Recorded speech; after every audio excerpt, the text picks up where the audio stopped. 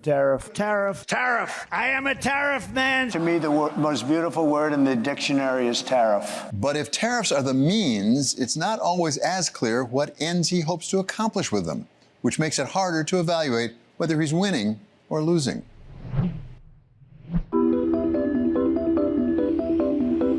Tariffs are about making America rich again and making America great again, and it's happening, and it will happen rather quickly. All of us are becoming fluent in the talk of U.S. trade policy, whether we want to or not. But in the end, what is it that trade policy is meant to accomplish for the America the president wants to make great again?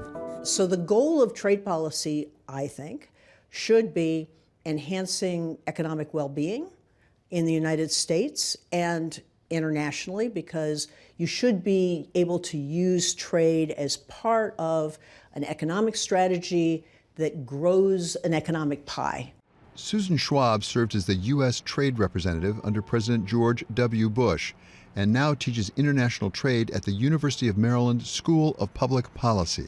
This is not a zero-sum exercise where I win, you lose. It should be you grow the economic pie. It is a policy where you create rules of the road and then you enforce them rigorously.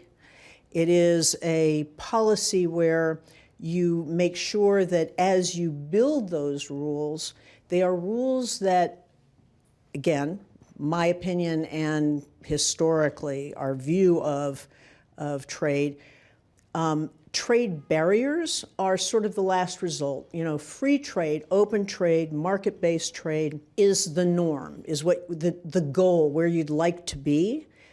But reality is deviations from that norm. And you want to minimize the trade distorting interventions in the market. You want to use trade in the most positive sense, but you also need to be defensive because you don't want trade distortions to undermine your national security interests, the economic well-being of your population. But you don't want to pretend that trade is the be-all and end-all and that it's going to cure everything. Free trade has gotten a bad name in some parts of Washington these days. And the accusation, I think, is that it has actually hurt some workers in some industries, at least in parts of the country. Is that fair? Much as I hate to say it, I don't think we've ever had free trade. I don't think any country, no matter how pure they think they is actually a free trader. Trade can impact, can hurt, and has hurt different communities, different individuals. And the question is, how much of that is, quote, structural? You know, how much of that is, I'm not sure that Americans ever want to make labor-intensive footwear or labor-intensive apparel again. And how much of that is unfairly traded imports that have been subsidized, that are dumped into the market, that are selling at less than the cost of production. I'll give you an example. In the 1790s, over 90% of the proportion of US workers were in agriculture. Today, that's what, less than 2%, less than 3%. Nobody argues that US agriculture is uncompetitive. US agriculture is a major competitive producer, but we do it without the same proportion of labor needed. Productivity enhancements, technology has taken over that function. And that has been a foundation of President Trump's trade policy, making America great again by quite literally making stuff in America again. People claim we don't make things anymore. In fact, we make things all over the country, and manufacturing output in the United States has continued to go up and up and up and up, contrary to what a lot of our politicians say, Republicans and Democrats, by the way. Manufacturing employment has gone down, has been going down since the 1950s, in part because more automation, more technology, but also in part, if you talk about, for example, the China shock, late 1990s into the 2010, 2011, there was no time for structural adjustment, no time for the workers to adjust, and workers and communities were severely impacted. Their non-market economy model is a bad model, and they're exporting their economic mistakes. So they have overcapacity, and they're dumping them all over the world. China's non-market economy may be a bad model, but it doesn't look like they're going to move off of it anytime soon. So in the meantime, what do you do with a non-market economy as big and as powerful as China? We should be doing a much better job of enforcing existing rules at the WTO. Running up the score against them puts us in a much better position to make the point they are sinners, right? So that's the first thing. The second thing is we need to be working with our trading partners to get them to stop, to block, let's say, block their exports of those dumped and subsidized goods. I'm not sure that President Trump seems to be pursuing a route to getting our trading partners on side thus far. How could one do that might be somewhat different from what we're seeing right now? Well, you've got, we talk a lot about tariffs, and it only seems to be in terms of raising them. And we talk about reciprocity. President Trump's tariffs have begun to take effect. Customs duties jumped 60% in April to an all-time high of more than $15 billion, a number that does not yet include the universal 10% tariff introduced on April 2nd. But Schwab believes reciprocal tariffs aren't a means to an end. The reciprocity thing, I don't think works, but I do think that you can get to yes in trade agreements where you have a more comprehensive scope. The key thing, I believe, is not to have a trade policy that renders your own production uncompetitive, because 95% of the world's consumers are outside this border. If you put up trade barriers against the wrong things, like inputs, because over half of what we import are actually inputs to our manufacturing, then you're going to make what we manufacture uncompetitive, and we can't export them. If the goal is to have competitive industries, can we have competitive industries without competing? That is to say, by protecting our industries from competition from abroad. I don't think so. Or let's say that the history of that is would make one doubtful. So if you think about our auto sector, domestic automakers in the late 70s, early 80s, came in for a really big shock when the Japanese autos arrived on these shores, and our automakers had not been exporters. And they met their competition on these shores for the first time and discovered that Americans wanted to buy Japanese autos that had fewer errors, that had features that their U.S. automakers had not seen fit to add.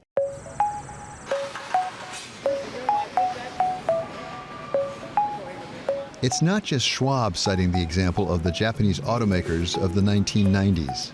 One thing would be to say, we're just not letting anything come into the United States. And that would mean that as of like the 1990s, we would have lost the benefits of all these things that were discovered in Japan about just-in-time manufacturing and statistical quality control, higher quality vehicles. Paul Romer is a Nobel Laureate and former World Bank chief economist. What we did then was, instead of saying, okay, we're just cutting off any connection with Japan, we'll live with our cars the way we are, we said, you can take what you know, but you have to set up auto plants and hire workers here in the United States. So the ideas about how to make new quality cars come in, they can be used to compete with the existing firms. Romer now leads the newly formed Center for the Economics of Ideas at Boston College. My whole work has all been about ideas versus objects. So I started playing with, well, what if we had restrictions on flows of objects, but didn't restrict the flows of ideas? So what would happen? Take the solar industry, for example. Those solar panels have gotten much cheaper because of the subsidies provided by the Chinese government to increase output. And so, quote, they control that industry, but they've made solar electricity way cheaper all around the world. But then the question is, how do we respond? I think it's a bad policy to try and protect like an industry or a firm with a tariff barrier. But it's okay if some government wants to subsidize something. And if they're subsidizing solar panels so aggressively that we don't even want to get in that game, fine, we can go do batteries or, stationary batteries, electrical system-sized batteries, or, 100 other things. But the point of this distinction of ideas and objects is that new ideas, fly-by-wire, cheaper solar panels, those new ideas are really valuable. And we should have governments subsidizing them. We shouldn't be so worried about trying to punish the other guys for doing what we would really like to be able to do. But do you tell China, fine, subsidize your solar panels, but come make some of them onshore? That's what I'd say. Yeah, exactly. So we could invite in all of that kind of expertise, but say realistically to people in the United States, there'll be jobs for you, like the people you knew in Flint. There'll be a future for you. Now let me step back and say, I'm trying to describe a policy we could evaluate. It's got some costs, it's got some benefits. Not everybody is going to agree that this is the best one. But what's missing at the moment is nobody's even said, what's the policy? So we don't even know how to total up the costs and benefits. President Trump argues his tariffs will make America richer. But which parts of America? Romer says a sound trade policy is one that benefits all Americans. I think a good way to think about this is we want the average income, like GDP per capita, to grow, but we also want to share that relatively evenly, at least in the sense that everybody can expect some growth along with growth for the nation. We've always known as economists that the downside of free trade, even though it's good at raising average income, is that it can widen income inequality. And we always said, well, don't worry about it. There's ways to redistribute the gains so everybody's a winner. But redistributing the gains is not that easy, and we haven't done it. The answer, according to Romer, lies not just in tariffs and balance sheets, but in the exchange of ideas.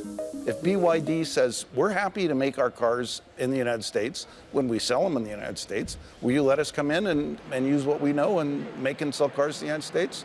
If they say yes, then I think it's probably going to be an okay policy. If they say no, then we're kind of back in that move towards autarky, and I'd be worried about where that goes. I think all of history shows us that autarky is really, it's just a terrible trap. And it's a trap because you fail to realize how far behind you're getting, because you're not getting the daily confrontation with, wow, like that Japanese car really is a lot better than the rattle trap I've been driving. So you need the direct confrontation with that. And boy, Tom Friedman has been making this point about right now, people in the United States do not understand how rapidly China is progressing in things like semiconductors, because we're just not being confronted with it enough on a daily basis. People I talk to in the semiconductor industry are saying, they're moving very rapidly, but we need to be confronted on a daily basis, and we need everybody to face the threat of competition. If somebody can come in and do it better, that's fine if it's from outside or from inside, but let's just use domestic labor to build the thing.